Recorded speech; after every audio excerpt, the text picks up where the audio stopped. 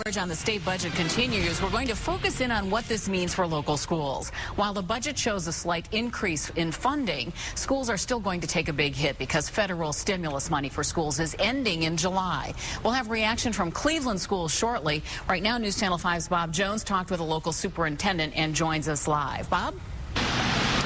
Well, Lee, David James, the superintendent of Akron Public Schools, hasn't had a chance to look through the budget and figure out just exactly how it could affect his district. So no comment from him today. But we did talk to another local superintendent, and he says today's news could cost his district millions of dollars. How exactly will Governor Kasich's budget affect school districts and our children? The budget calls for a slight increase in basic foundation aid for K-12 education.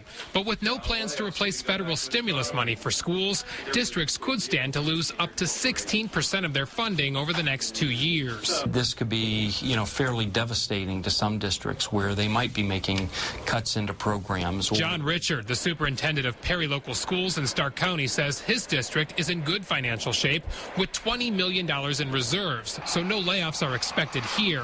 Still, the governor's budget could mean $3 million less for Perry and may result in larger class sizes and not replacing retiring teachers. Richard actually thought the financial news was going to be worse. I think we were, prepared to have plans, upwards of 20% cuts. But the governor's budget is getting blasted by Innovation Ohio, a Columbus think tank, which calculated the cuts to education at $700 million and claims 7,000 teachers could lose their jobs.